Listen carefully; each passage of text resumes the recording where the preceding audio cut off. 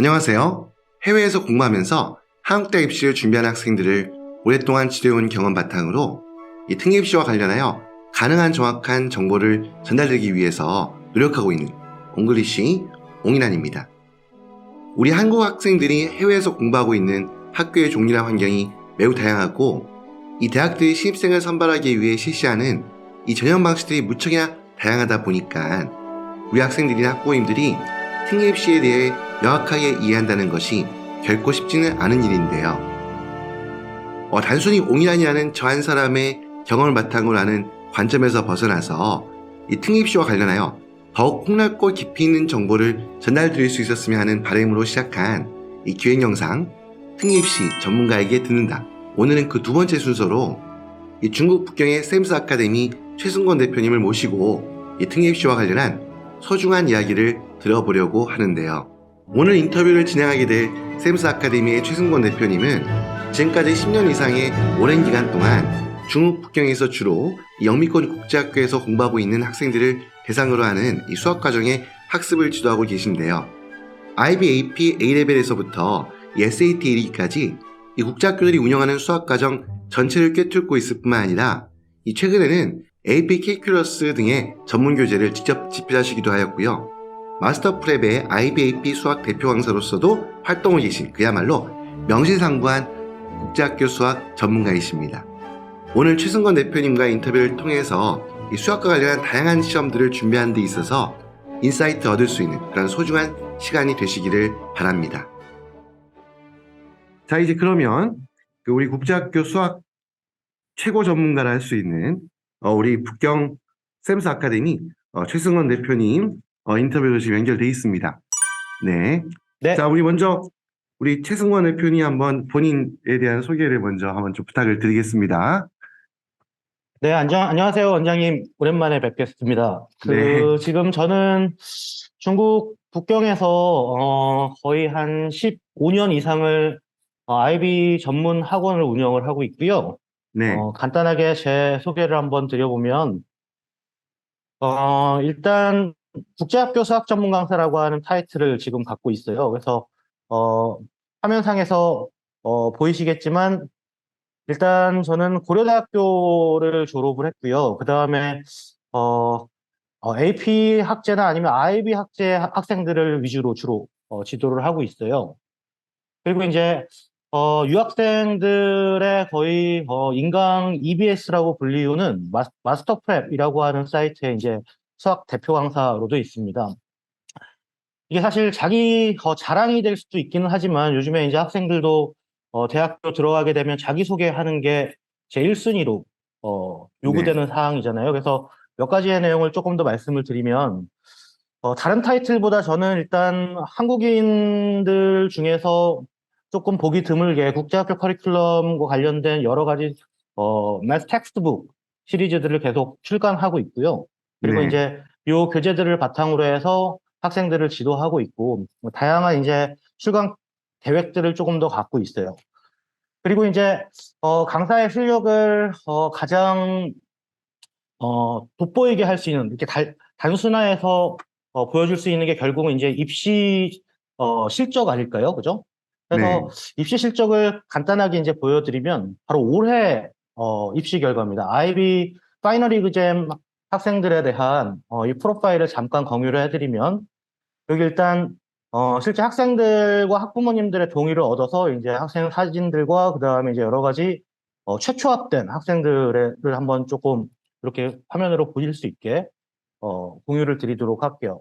여기 이제 지금 세 개의 화면이 사실 뭐냐면 제가 매년 학원생들을 대상으로 그 매스 컨테스트를 진행을 하고 있어요. 그래서 요 컨테스트 진행한 학생의 이제 1위 입상자, 그리고 2위 입상자, 3위 입상자, 요 세 학생의 이제 이름을 한 글자씩 가려서 이렇게 이제 어떤 입시 실적에 대한 부분을 보여드릴 수가 있고, 무엇보다 고무적인 거는 올해 이제 한 20명 남짓의 IB 파이널 테스트 고3 학생들을 지도를 했는데, 이 중에서 단 한 명의 누락도 없이 전원 다 7점 만점을 받았습니다. 그래서 이런 부분을 보면 어느 정도, 이게 밑에도 살짝 나와 있지만, 뭐, 전 과목 45점 받은 학생도 있고요. 그래서 음, 이런 부분들을 좀 누적해서 제가 그래도 어느 정도는 그간 IB 마스를 지도한 어떤 스페셜리스트로서의 조금 조언을 드리는데 자격이 있지 않을까 이렇게 생각이 됩니다. 네, 여기까지 네, 제가 제 소개를 드리도록 하고요. 예, 네. 다음 질문 해주시면 말씀드릴게요. 예, 알겠습니다. 네. 안 그래도 제가 이제 국제학교 수학 최고 전문가라고 이렇게 말씀을 드렸는데 아마 이제 지금 시청하신 분들 보시면 알겠지만 정말 이건 제가 그냥 방송용으로 말씀드리는 게 아니라 제가 이렇게 십수년 동안 이렇게 해외에서 학생들 가르치면서 정말 자부하고 제가 그 우리 최승원 선생님은 쌤 초이라고 이렇게 아마 아시고 계신 분도 많으실 것 맞아요. 같은데요. 정말 맞습니다. 이 네. 국제학교 수학 분야에서는 아마 가장 현재 지금 활동하고 계신 선생님 중에서는 정말 최고가 아닐까라는 생각이 들고요. 아마 아이고, 그만큼 오늘 감사합니다. 영상 네. 아마 여러분들 아마 그 입시 준비하는데 굉장히 큰 도움이 될 거라고 확신하고 있습니다. 네, 도움이 됐으면 좋겠습니다. 네. 네. 자, 그래서 그러면 지금 보면 그 중국이 지금 보면 코비드-19로 인해서 이 네. 봉쇄를 굉장히 한 지 꽤 된 것 같은데 아마 지금도 이제 아마 봉쇄 상태에 있는 것 같은데요. 한번 아마 이 현재 지금 분위기가 어떤지 아마 좀 궁금하신 분들도 계실 것 같아요. 한번 그 부분 한번 간단하게 먼저 질문을 드릴게요. 예, 예. 제가,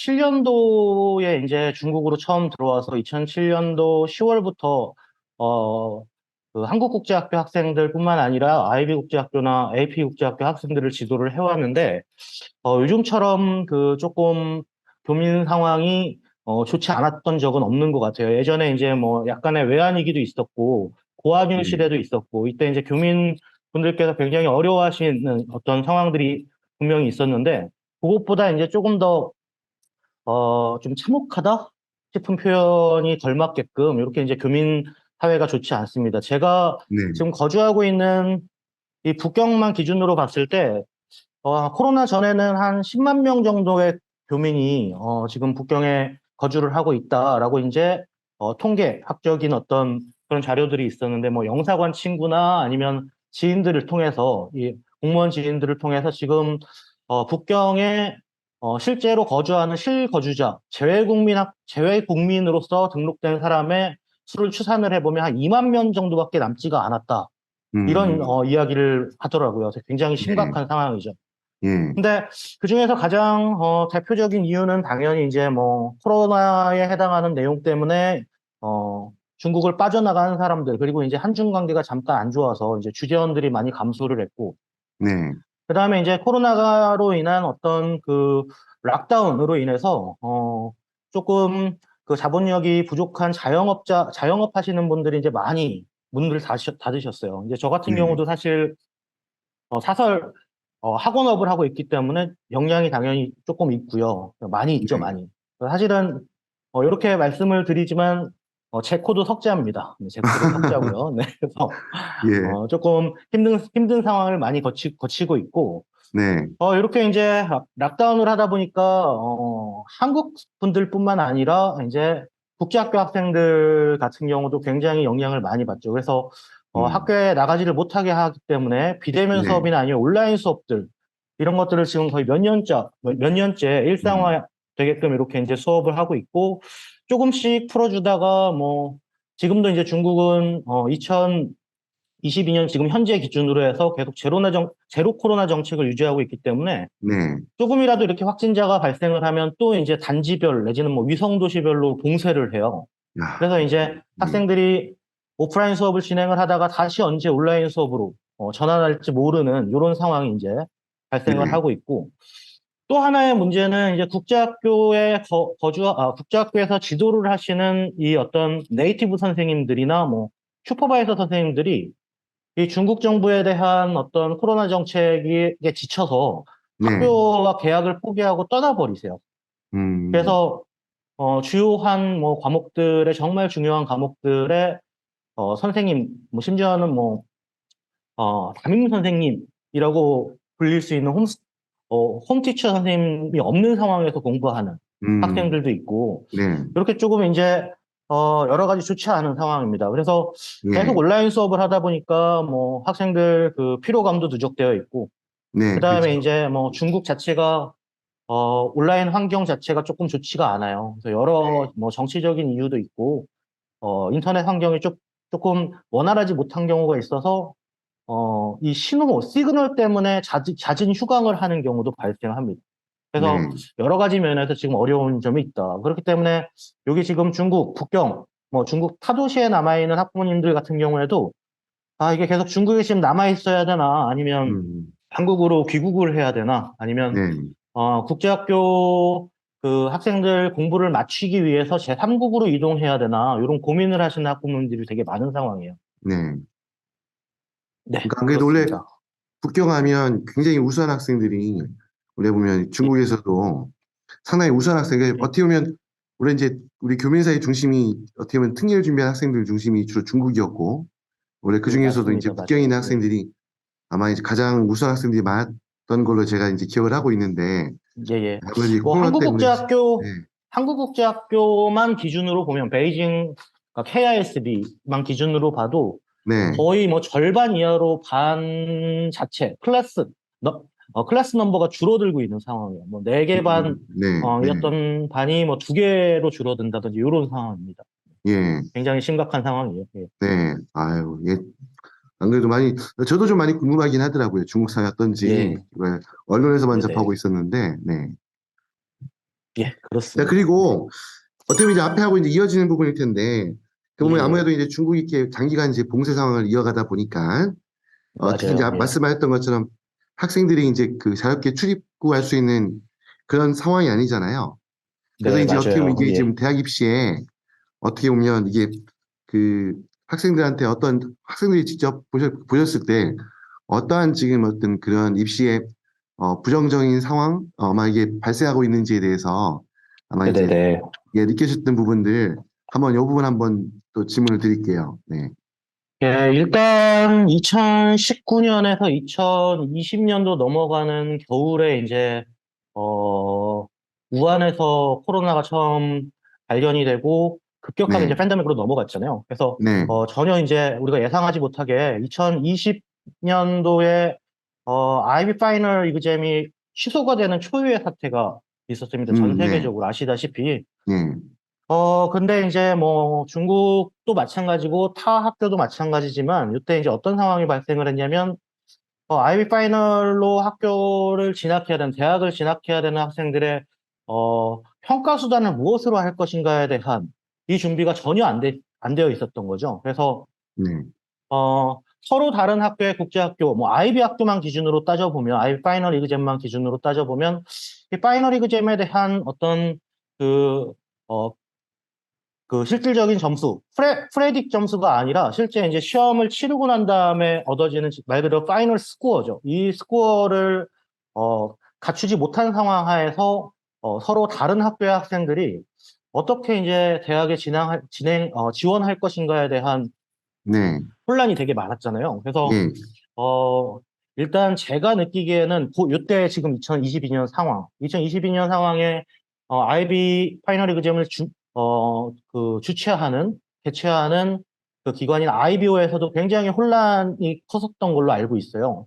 네. 그래서 결국은 이제 뭐냐면 학교가 갖고 있는 학생들의 GPA 점수, 이 GPA 점수만으로 이제 어, 음. 프레, 어, 파이널 점수에 해당하는 점수에 준하는 요 네. 파이널 스코어를 주자 이렇게 이제 이야기가 됐고 예. 그래서 굉장히 불공정하다라고 하는 논란이 되게 많았잖아요. 예를 들면 A라고 하는 학교의 뭐 수학 선생님 같은 경우에는 학생들의 GPA 점수를 굉장히 후하게 주고 시험도 음. 좀 쉽게 내주고 네. 이런 어떤 상황이었다면 B라고 하는 학교는 상대적으로 그동안 GPA 점수도 굉장히 짜게 주고 네. 그다음에 이제 학생들이 굉장히 수준이 높음에도 불구하고 학생들의 어떤 그 여러 가지 이유 때문에 조금 더 취업하라는 의미로 네. 점수를 조금 짜게 주고 뭐 여러 가지 과제 같은 경우도 GPA 점수를 좀 짜게 주는 이런 상황이 있어서 예. 사실 우수하게 점수를 받을 거라고 예상된 학생이 점수가 낮아지는 경우도 있었고 그에 반해서 이 학생은 상대적으로 조금 실력이 부족한데 점수를 굉장히 높게 받는 이런 상황도 발생을 했고요. 네, 네, 그래서 이제 2021년도 계속 코로나가 코비드19라고 하는 이 부분이 계속 진행이 되고 있는 상황에서 원장님도 아시다시피 여러 가지 코로나가 정말 많은 것들을 바꿔놨죠. 그죠? 그래서 네, IB 같은 경우에는 IB의 여러 과목들 중에 이제 우리가 흔히 이야기하는 인터널 어세스먼트라고 하는 과목들 그 어떤 평가 체제가 존재하는데 이 인터널 어세스먼트라고 하는 소위 IA라고 하는 부분 자체를 학교에서 예전에는 평가를 받았는데 지금은 이제 학교 선생님들이 프레딕만 주고 전수조사로 IBO에 넘기는 상황이 됐어요. 그래서 네, GPA에 해당하는 부분의 어떤 평가 체제를 조금 더 강화하려고 하는 그 시도가 계속해서 변화하고 있고 중국 같은 경우는 이게 사실 딱 느껴지고 있는 게 이제 IBO에서 만약에 프레딕에 해당하는 점수를 굉장히 후하게 줬는데 그 후하게 준 비율에 비해 실제 파이널 스코어에 해당하는 점수가 낮게 나왔을 경우에는 이제 좀 그 아이비 스쿨에 제재를 가하는 뭐 이 어떤 학교에 대한 경고 후에 뭐 아니면 아이비 학제 자체를 취소해 버리는 이런 어떤 그 경고까지 하고 있는 걸로 알고 있고 네, 그다음에 이제 AP 같은 경우에도 지금 온라인 시험으로 진행을 하고 있는데 또 이제 중국 같은 경우에는 이 코로나로 인해서 아예 응시를 아예 못하게 하는 이런 음, 상황이 이제 발생을 합니다. 그러니까 예를 들면 AP 학제를 제외한 뭐 한국국제학교나 IB 학교 학생들이 BAP 학교 학생의 신분으로서 예전에는 이제 AP 그점을 받는데 지금은 이제 전혀 볼 수 없게 되는 상황. 이런 것들이 이제 네, 발생을 했고 예, 그다음에 이제 뭐 원장님께서도 아시다시피 이제 내년부터 페이퍼로 된 SAT가 아니라 디지털 SAT로 이제 컨버팅이 되잖아요. 그죠? 네, 근데 요 디지털 SAT를 본다 하더라도 사실 어 학교에서 시험관의 감독하에서 이제 SAT를 봐야 되는 상황인데 이렇게 이제 중국의 봉쇄 상황이 계속 지속이 되다 보면 중국에 남아 있는 학생들 같은 경우에는 이 디지털 SAT마저도 볼 수 있는 기회를 놓치는 거 아닐까? 요런 어떤 그래서 여러 가지 조금 그 걱정들을 많이 하는 학부모님들이 있고 그래서 예, 제가 봤을 때는 이렇게 중국 봉쇄에 대한 영향이 이제 계속 지속된다라고 하는 가정하에서는 학생들을 지도하는 선생님들뿐만 아니라 학부모님들 그리고 학생들 자체도 이제 어떻게 이 봉쇄가 됐을 때 나는 이 입시 상황들을 대응을 할 것인가 이런 것들을 조금 준비를 항상 하고 있어야 한다라고 생각이 됩니다. 네, 네, 네, 아주 심각한 상황이죠. 어떻게 보면. 네, 네, 알겠습니다. 하여튼 일단 아마 지금 중국에 대해서 아마 지금 현장에 계시니까 아마 지금 북경 상황에 대해서 예, 예. 한번 말씀을 나눠봤고요. 정말 이제 예, 예. 이 사태가 좀 빨리 해결되지 않을까 하는 그런 바람을 또 네. 전해드리면서 자 이제 본격적으로 예, 이제 예. 보면 그 우리 그 최승권 대표님 예, 대표님에게 이제 아마 입시 관련해서 좀 본격적인 질문을 이제 드리는 순서로 들어가도록 하겠습니다. 예, 예. 일단 지금 보면 첫 번째 부분은 이제 보면 아무래도 그 한국에서 이제 공부하는 한국 일반 고등학교에서 공부하는 수학하고 아니면 뭐 네네. 한국제학교를 하더라도 뭐 한국제학교에서 또 공부하고 있는 수학하고 우리 이제 국제학교에서 이제 공부하는 수학이 좀 당연히 예, 예. 차이가 있는 것으로 알고 있고 아마 이런 차이에 대해서 그 아마 다른 분들보다도 해외에 이제 어떻게 보면 지금 그 출국을 준비하거나 이제 어떻게 보면 이제 그런 학부모님 학생들 같은 경우는 아마 이 부분을 많이 궁금해하실 것 같은데요. 일단 네. 예, 하여튼 예. 국제학교에서 공부하는 그 수학 과정의 어떤 전반적인 특징 여기에 대해서 한번 좀 네네. 더 설명을 부탁을 드리겠습니다. 네. 예, 예. 일단, 우리가 조금 학부모님들이나 학생들이, 조금 오해를 하고 계신 부분을 먼저 짚어드리고 싶은데요. 우리가, 네. 예를 들어서 한국국제학교 학생들은 한국 정규 교과 과정에 대한 수학을 공부한다. 그리고 이제 뭐 아이비 학교 같은 경우에는 아이비 학제에 대한 공부를 한다.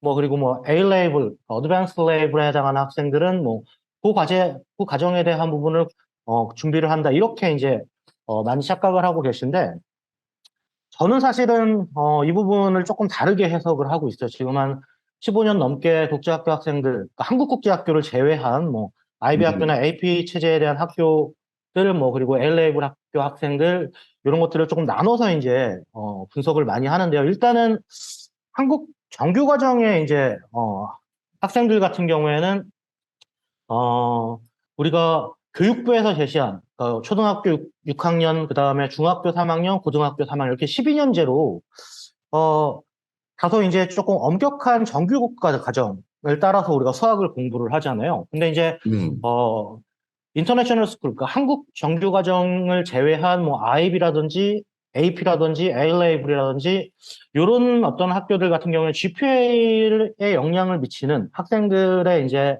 학업에 영향을 미치는 게 그 학교마다의 있는 교사의 역량, 이 지도하는 선생님 역량이 굉장히 많은 영향을 미친다라고 저는 네. 느끼고 있거든요. 그래서 네.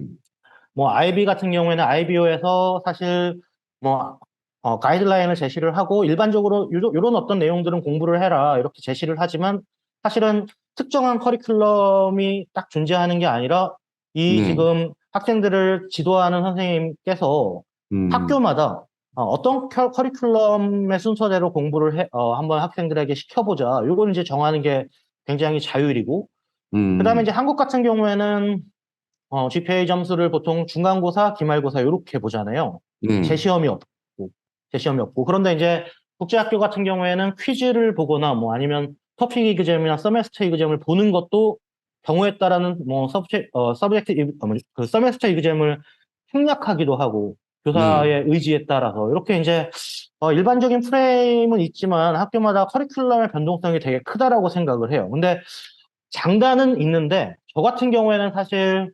국제학교에서 이제 공부하는 학생들의 어떤 환경 내지는 이 나름대로의 장점이 있다고 봅니다.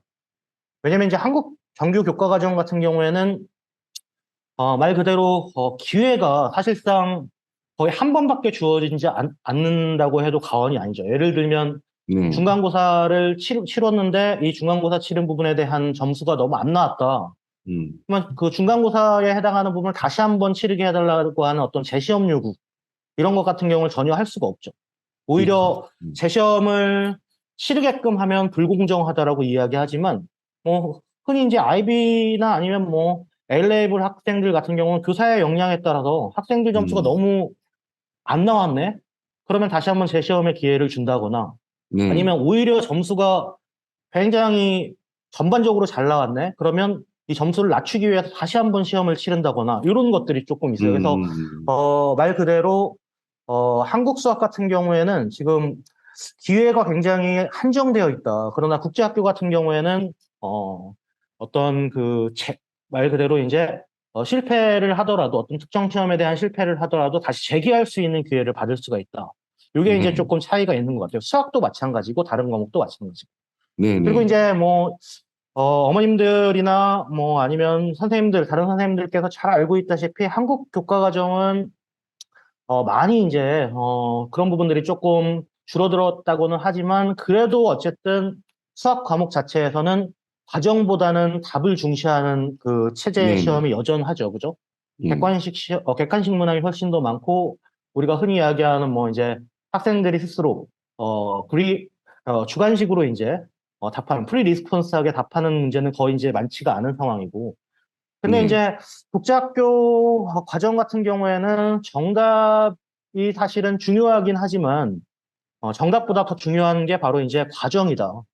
음. 수학 풀이에 해당하는 과정. 또 워킹 메소드라고 주로 이제 이야기를 하잖아요. 그래서 학생들이 정답을 조금 중간에 틀렸다 하더라도 풀이 과정이 올바르면 치명적으로 막 점수를 감점하거나 이러지는 않는다는 거죠. 그래서 과정 자체를 되게 중요시하는 부분이 이제 한국 교과 과정과 조금 가장 큰 차이가 있는 부분이고 음. 그리고 이제 또 하나는 이건 지극히 이제 제 사견이긴 합니다만 한국 교과 같은 경우는 수학도 그렇고 다른 과목도 그런데 수학이 특히 수학의 교과 과정은 이제 학생들한테 제너럴한 어떤 날리지 그래서 학생들을 되게 제너럴리스트로 이렇게 수학 실력을 만들려고 하는 경향이 강한 것 같아요. 이게 무슨 얘기냐면 이게 사실 우리가 초등학교부터 시작해서 고등학교 때까지 한국 수학에 대한 커리큘럼은 교과서 종류는 다르지만 뭐 고등학교 1학년 때 예를 들어서 수원, 그다음에 수투, 그다음에 뭐 수학상, 수학하를 거쳐서 미적분으로 이렇게 넘어가는 이 교과 과정에서 그 흐름을 그대로 이제 모든 학생들이 일괄적으로 따라가잖아요. 네. 그런데 이제 아이비 학교만 기준으로 봤을 때 아이비 학교는 수학 과목 자체가 아예 4개의 과목으로 나뉩니다. 4개의 과목. 뭐 아시는 분도 있겠지만 이제 레이블에 따라서 각각 Analysis and Approach라고 하는 과목과 그다음에 이제 Application and Interpretation이라고 하는 과목, 거기서 이제 Higher Level, Standard Level 이렇게 4개의 과목으로 나뉘어서 이 커리큘럼에 해당하는 부분 학생들이 본인의 수학적인 어떤 능력에 따라서 말 그대로 이제 되게 스페셜하게 특정한, 그러니까 모든 전범위에 대한 것들을 다 알 필요 없이 특정한 부분만 이제 분석을 잘 하고 특정한 영역에서 전문가가 돼도 학교 점수 자체가 나오고 그다음에 이제 졸업도 무난하게 할 수 있는 이런 어떤 형태가 가장 큰 어떤 차이인 것 같아요. 이게 여러 가지 의미가 있기는 하지만 한국 교과 과정이 조금 어, 개정을 해야 되는 어떤 약점이 되는 요소라고 저는 생각을 하거든요. 이게 사실 네. 지금까지 이제 한국 교과 과정에서는 학생들에게 지식을 말 그대로 이렇게 집어넣는 교과 과정이었다면 지금 대부분의 세계적인 추세는 학생들한테 지식을 이렇게 억지로 집어넣기보다는 이제 학생들이 스스로 지식을 찾아내서 본인 스스로 지식을 깨닫게 하는 이걸 이제 지식을 끄집어낸다고 하더라고요. 네네. 그래서 그런 어떤 교육으로 가고 있는 추세에 조금 한국 국가 과정도 변화가 있어야 되지 않을까 이런 어떤 네. 생각을 합니다. 네, 아마 어떻게 보면 그 꼭 일반화시켜 말씀드릴 수 없겠지만 아마 그 원장님 말씀 듣다 보니까 어떻게 보면 우리가 이제 한국에서는 이제 우리가 그 대학 가서 이제 대학에 가서 비로소 예, 예, 배우는 예, 예, 어떤 그런 맞아요. 방법을 어떻게 보면 이제 그런 그 아이비나 A레벨 운영한 예, 학교에서는 어떻게 예, 보면 고등학교 때 좀 더 예, 미리 예, 경험할 수 있는 아마 이제 그런 네, 네. 형태라고 좀 봐도 되지 않을까 생각도 들어요. 네. 예. 네, 맞아요. 미국의 뭐 여러 입학사정관, 그러니까 현지 입학사정관들이 이제 이런 얘기 되게 많이 한다고 하잖아요. 한국 학생들이 고등학교 때는 정말 엄청난 방식, 미국과 뭐 아니면 유럽과 전혀 다른 이 받아들이는 지식을 네. 받아들이는 입장에서 엄청난 수학 실력을 갖고 들어왔으나 이게 대학교 1, 2, 3학년을 지나가면서 이제 오히려 현지 학생들에게 수학적 실력이 역전되어 음. 버리는 네. 이런 상황이 이제 많이 발생을 한다. 이런 얘기 많이 들어보셨을 거예요. 네네. 그래서 저는 이런 것들에 대한 원인이 사실 이런 쪽에 있지 않나라고 생각을 해요. 네. 집어넣는 교육이 아니라 이제 우리가 학생들로부터 지식을 끄집어내고 특정 분야에서 이제 전문가가 되게끔 하는 이런 어떤 교육이 필요하지 않을까. 그런 부분들을 전 세계적으로 따라가고 있는 추세고, 그 다음에 이제 대부분의 국제학교의 학자들이 이런 것들을 어떤 그 교육 이념으로 어, 이야기를 하고 있죠. 뭐 심지어는 이제 아이비 학교에서 이런 우스갯소리로 이런 얘기를 해요. 학생들을 가르치는 선생님들한테 지도하는 방식으로 이거는 실제 이제 아이비 가이드라인에 나와 있는 내용인데 학생들을 가르치는 가장 좋은 방식이 무엇이냐? 그럼 무엇일 것 같습니까, 원장님? 학생들을 지도하는 가장 좋은 방식. 네. 네. 뭘까요? 네. 예. 실제 가이드라인에 이렇게 나와요. 학생들을 가르치는 가장 좋은 방식은 가르치지 않는 것이다. 네. 학생들이 직접 깨닫게 단련해 주도록 기다려 주는 게 가장 네. 좋은 방식이지, 예. 특정한 지식을 주입하는 건 정말 좋지 않은 방식이다. 음, 가르치지 않는 것이다. 학생들이 찾게 하는 것이다. 근데 네. 이게 사실은 어떤 교육 이념의 가장 대표적인 예라고 저는 생각을 하거든요. 네. 네네. 예, 예. 아마 그렇습니다. 잠깐 말씀 듣다 보니까 얼마 전에 그 영화로 나왔던 뭐 이상한 나라의 수학자 아마 이제 예, 거기에서 예, 예, 이제 예. 나왔던 내용들도 아마 조금 느낄 수 있는 아마 맞습니다. 네, 예, 맞습니다. 네. 그렇지 않은가 생각이 듭니다. 일단 아마 먼저 이제 그 우리 그 최승관 원장님이 아마 이제 그 국제학교 수학 과정에 대한 아마 특징에 대해서 설명을 너무 잘해 주셨어요. 그래가지고 아마 이제 아이고, 해외 감사합니다. 학교에서 이제 공부를 하려고 준비하고 있는 학생들이나 아니면 자녀가 이제 해외 학교에서 공부를 해야 된다라고 해서 아마 이제 많은 분들이 굉장히 그 걱정도 많이 하시고 궁금해하는 부분도 많은데 아마 예, 정말 깊이 있게 아마 지금 국제학교 수학에 대해서 역시 그 전문가라는 제 그 호칭이 전혀 손색이 없을 정도로 너무나 깊이 있게 설명해 주셔가지고요. 저도 아마 굉장히 좀 많은 아, 것을 좀 알게 예, 됐습니다. 네, 네, 감사합니다. 네, 도움이 계속 됐으면 좋겠네요. 예. 네. 아마 이제 그래서 보면 그 이 조금 더 구체적으로 그 AP나 이제 IB나 이렇게 A레벨 예, 예, 과정에서 이제 예, 공부하는 예, 수학의 어떤 커리큘럼 과정 여기하고 이제 예, 예. 보면 한국 고등학교에서 배우는 수학 과정 여기 어떤 차이가 좀 어떤 예, 차이가 예. 있을지에 대해서 또 이제 궁금해하시는 분들이 많거든요. 한번 그 부분에 대해서 네, 한번 네. 또 말씀을 한번 요청드리겠습니다. 네. 예, 예. 일단, 한국 학부모님들, 그리고 학생들이 조금 오해를 하고 있는 부분, 이 부분에 대해서 제가 이제 콕 집어서 한번 말씀을 좀 드려보고 싶어요. 어떻게 생각해보면, 기존 어떤 관념을 조금 깨는 내용이기도 할 텐데, 우리가, 흔히 고등학교 수학 교과 과정, 뭐, 그리고 AP 과정, 그리고 어드밴스 레이블이라고 불리우는 뭐 A 레벨에 해당하는 과정, 그리고 인터내셔널 바칼로레 매스에 해당하는 과정. 이 과정들이 한국 국가 과정은 그냥 한국 수학 체제고, 뭐 AP 수학 같은 경우에는 미국 체제고, 뭐 A 레벨은 영국이고, 인터내셔널 바칼로레라고 하는 IB 같은 경우에는 뭐 스위스에 이제 뭐 그 IBO를 둔 사실은 국제 학위라고 이야기를 하잖아요. 그걸 바탕으로 한 어떤 그 수학 시스템이 아니냐.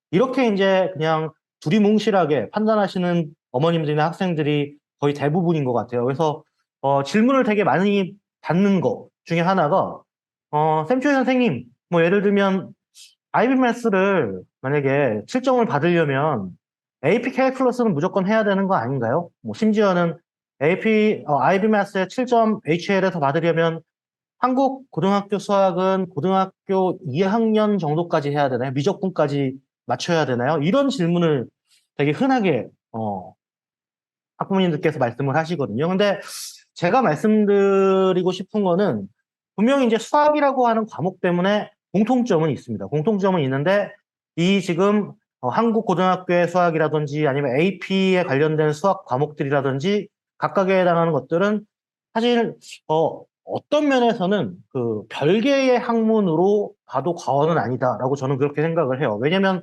한국 고등학교 수학은 사실 엄밀하게 이야기하면 정규화된 어떤 그 교육부가 인증한 스탠다드한 어떤 학업 체제 자체를 한국 고등학교 수학이라고 이야기를 하잖아요. 예를 들면 우리가 고등학교를 졸업할 때 한국 수학 교과 과정에 해당하는 부분을 모두 이수를 해야만 고등학교를 졸업할 수 있다. 네, 그러면 이제 사실 그 내용 안에는 초등학교 1학년 1학기 과정부터 고등학교 3학년 2학기 과정까지의 모든 어떤 기말고사, 아까 중간고사, 기말고사, 내신 체제가 성적표에 다 반영이 되어 있고 기록이 되어야만 고등학교 수학이 이수가 됐다. 고등학교를 졸업할 수 있는 어떤 자격이 주어졌다. 이렇게 이제 이야기를 하는 거고. 네, 그러나 이제 AP 캘큘러스, 뭐 AP 스탯 같은 AP 수학이라고 하는 이런 부분 같은 경우는 사실 필수가 아니라는 거죠. 사실 우리가 미국 교과과정이라고 하는 걸 AP 교과과정이라고 부르지는 않잖아요. 어떻게 보면. 왜냐면, AP 학제에 있는 어떤 학생들도 있고, 그냥 일반 공립학교를 나오는 학생도 있고, 그래서 AP를 이수하지 않고 그냥 단순하게 SAT나 아니면 뭐 ACT만을 보고 그냥 졸업하는 학생도 있고, 그래서 네, 이 AP 수학이라고 하는 건 사실 엄밀하게 보면 이 컬리지 보드라고 하는 비영리 기구가 주관하는 학점 인증제의 한 팩터인 거죠. 그죠? 그래서 음, AP 캘큘러스를 무조건 공부해야 되냐? 그렇지 않다는 거예요. AP 캘큘러스를 공부를 하면 당연히 다른 학제를 공부하는데 도움이 될 수 있고, 네, 분명히 이제 대학교 가서 지식 기반에 해당하는 내용이 조금 더 넓어지는 어떤 말 그대로 음, 미리 학점을 선 이수하는 이런 요소로서 이제 AP 캘큘러스라고 하는 시험을 보는 거지. 이게 뭐 예를 들면 정교화된 학업 체제에서 내가 이런 부분을 인증을 받는다 이런 게 아니라는 거죠. 그러니까 네, 예를 들면 한국에 있는 어떤 대학만 우리가 살펴본다 하더라도 한국 같은 경우에는 만약에 한국 고등학교에 해당하는 학제를 졸업을 했다라고 하면 한국 고등학교에 대한 수학 모두를 다 이수를 해야 되지만 AP 캘큘러스를 이수할 필요는 전혀 없는 거예요. 다만 이 AP 캘큘러스를 우리가 시험을 치렀다라고 하면 점수를 얻었다라고 하면 이게 어떤 플러스 알파의 요소가 되는 거죠. 플러스 알파. 그래서 IB 학제 학생들이 특히 아니 선생님 특히 어머님들이 이 IB를 이수를 하기 위해서 특히 뭐 IB 마이너스 HL을 공부하기 위해서는 AP 캘큘러스, 뭐 AP 스탯 이런 걸 꼭 봐야 되지 않나요? 그래야 정말 학생한테도 도움이 되고 그다음에 IB 학제의 어떤 수학을 공부하기 위해서 굉장히 필수적인 거 아니나 이렇게 역으로 여쭤보시는 학부모님들이 많은데 이건 저는 굉장히 오해라고 생각을 하거든요. 정말 실제로 보면 AP 캘큘러스나 AP 스탯을 전혀 건드리지 않고 IB 수학 만점 받은 학생이 수두룩합니다. 믿기 힘드시겠지만. 네. 그리고 뭐 예를 들면 IB 학교의 학생으로서 중간에 이제 PYP나 우리가 흔히 이야기하는 미디어 프로그램, 그러니까 중학교 과정을 거치지 않고 그냥 바로 이제 한국 학교나 다른 학제에서 IB 학교로 넘어오는 학생들도 있잖아요. IB 디플로마를 이수하기 위해서. 그래서 그런 학생들 같은 경우에 이제 분명히 한국 고등학교 과정에 해당하는 부분이 필수가 아닌가요? 그래야만 IB 학제를 이수할 수 있는 거 아닌가요? 이렇게 이야기하는 학부모님들이 많은데 네. 절대 그렇지가 않다는 거예요.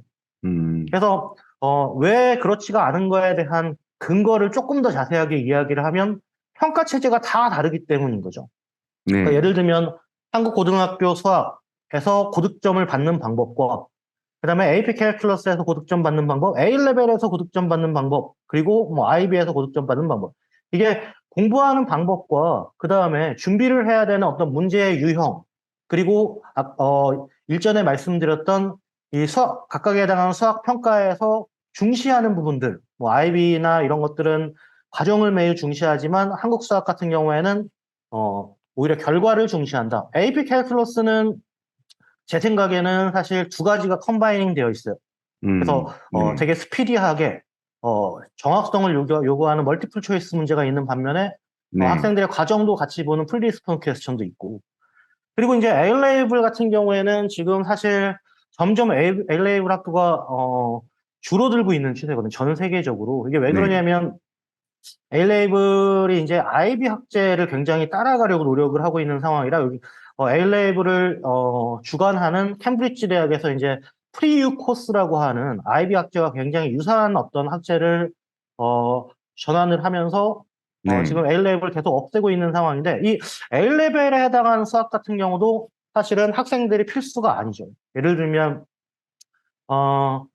이 지금 수학을 우리가 전혀 이제 공부를 하지 않고 A레벨을 졸업할 수 있는 이런 어떤 상황이 있기 때문에 A레벨을 만약에 준비하는 학생들은 A레벨 매스에 해당하는 부분의 어떤 특징을 잘 파악해서 준비를 해야 된다. 그래서 어느 정도 기본이 되는 어떤 공통점이 있기는 하지만 최종적인 평가 체제에 있어서는 상당한 차이가 있다. 이렇게 저는 의견을 갖고 있고 이 네. 부분이 사실 국제학교 각각에 해당하는 그 평가자들의 다른 전문가 선생님들도 같이 공통적인 어떤 의견으로 갖고 있는 내용이기도 합니다. 네. 예. 어떻게 보면 아마 그 국제학교에서 운영하는 그 학력 인증 과정 중에서도 아마 이제 보면 예, 흔히 쉽게 알고 있기로는 이제 IB가 아무래도 이제 좀 난이도가 가장 좀 깊이 있게 들어가지 않느냐, 아니면 좀 시험이 예, 예. 어렵지 않느냐라는 생각들을 많이 하는데요. 아마 이제 저는 예, 뭐 아시는 분들은 있겠지만 사실 가장 난이도가 높은 건 A-레벨이요. A-레벨. 네, 네, A-레벨은 배우는 과목 수도 훨씬 많고 그 다음에 이제 고등학교 1학년, 2학년, 3학년에 각각 학년을 이수하기 위한 파이널 리그점 취재가 있어요. 고등학교 1학년 같은 경우에는 이제 GCSE 그리고 고등학교 2학년 때는 GCSE를 통과한 학생들에 한해서 이제 AS라고 하는 시험을 보고 그 네, 다음에 이제 그게 끝나고 나면 고등학교 3학년 때 최종적으로 A-레벨 시험을 보게 네, 되는 거죠. 차이가 있고 조금 이 준비해야 되는 어떤 코스나 특징들이 많은 어떤 뭐 구분점이 있다. 이런 부분을 좀 파악을 하고 그거에 맞게 이제 각 시험들을 준비하는 게 좋을 것 같아요. 네. 그리고 이제 그래도 이제 아무래도 이제 IB 학교를 다니는 이제 학생들이 많다 보니까 예, 말씀하셨던 예, 예. 것처럼 그러면 예, 이제 예. 여기 특히 이제 그 IB 수학, IB 매스 여기에 대해서 한번 예. 좀 요 과목의 어떤 좀 기본적인 구성, 뭐 특징 이런 부분들을 조금 더 네네. 쪼개서 아마 아이비를 중점으로 해서 좀 예, 예. 설명을 좀 부탁을 드리겠습니다. 네, 예. 일단 저도 메인이 되는 지도 학생들은 이제 IB 디플로마 이수를 하고자 하는 IB 스쿨에 진학한 학생들이 이제 대부분의 학생들인데 네, IB 학교를 보내는 학부모님께서 가장 궁금해하시는 게 이제 2019년도에 IB 매스가 개정이 됐습니다. 그래서 네, IB 매스가 이제 총 4과목으로 구성이 되거든요. 그래서 네, 우리가 흔히 이야기하는 IBM AA, 이게 이제 Analysis and Approach라고 하는 과목의 줄임말이고, 그 다음에 IBM AI라고 하는 Application and Interpretation이라고 하는 두 과목, 그리고 이 두 과목이 이제 하이어 레이블과 스탠다드 레이블로 이렇게 이제 두 과목씩 나뉘어서 총 4개의 과목으로 구성이 되고요. 그 다음에 이제 각 과목은 레이블이나 과목에 따라 과목과는 상관없이 만점이 7점 만점이에요. 7점 만점. 네, 그리고 이제 절대평가고요. 이게 사실 많은 학부모님들께서 IB 파이널 시험은 상대평가 아니냐 이렇게 오해하고 계신 분들이 많은데 절대평가입니다.